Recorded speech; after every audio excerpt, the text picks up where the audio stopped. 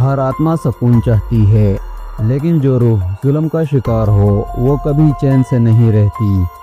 आज जो कहानी मैं आपको सुनाने जा रहा हूँ वो एक ऐसी लड़की की है जिसे जिंदा जला दिया गया और फिर उसकी आत्मा ने वापस लौटकर ऐसा बदला लिया कि गांव वाले आज तक नहीं भुला सके।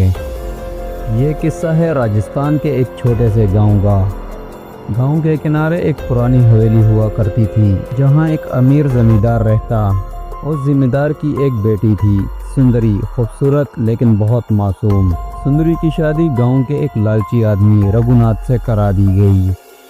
रघुनाथ के जहन में सिर्फ पैसा ही था, मोहब्बत का जज्बा बिल्कुल नहीं। उसने शादी के कुछ दिनों बाद ही सुंदरी को सताना शुरू कर दिया। एक रात हवेली के अंदर झगड़ा हुआ। रघुनाथ ने गुस्से में आकर सुंदरी को एक कमरे में बंद कर दिया और तेल डालकर जिंदा जला दिया।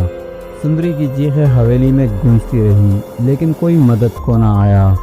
सुंदरी की जलती हुई आत्मा की एक ही पुकार थी, मैं लौट कर आऊँगी और अपना बदला ज़रूर लूँगी। उसके बाद हवेली सुनसान हो गई।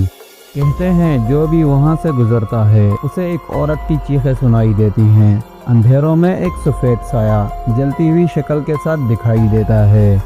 गांव वालों ने डर के मारे हवेली के पास जाना छोड़ दिया, लेकिन रघुनाथ अपनी हवेली में रहता क्योंकि उसे लगता था कि ये सिर्फ अफवाह है।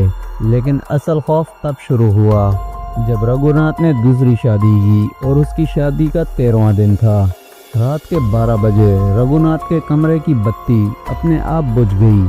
उसने समझा कि फ्यूज उड़ गया होगा, लेकिन अगले ही पल आईने में सुंदरी की जलती हुई शक्ल दिखाई दी। आईना खुद ही टूट गया और रघुनाथ बेहोश हो गया। सुबह गांव वालों ने देखा कि उसके हाथ पर जलने का निशान है, बिल्कुल वैसी ही आग का निशान जो सुंदरी के शरीर पर था। अब एक एक करके हवेली के लोग मरने लगे। जो भी सुंदरी की मौत के वक्त हवेली में मौजूद थे, सबको वही आग ने घेरा। कोई जले हुए लाश के रूप में मिलता, कोई खून से नहाया हुआ। रघुनाथ हर रात सुंदरी की आवाज़ें सुनता, तुमने मुझे जलाया था, अब मैं तुझे जलाऊंगी। आखिर एक रात लोगों ने हवेली के अंदर रघुनाथ की लाश देखी।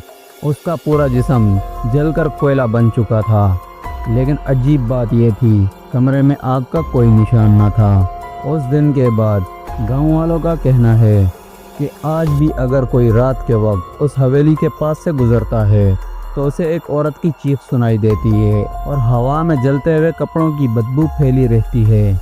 लोग कहते हैं सुंदरी की आत्मा अभी तक सुकून में नहीं है, क्योंकि उसने सिर्फ अपने कातिल से नहीं बल्कि पूरे गांव से बदला लेना है जो उसके जुल्म के वक्त खामोश रहे। दोस्तों, आपको क्या लगता है, क्या जो जुल्म को देखकर चुप रहते हैं वो भी उतने ही गुनहगार होते हैं जितना कि असल कातिल?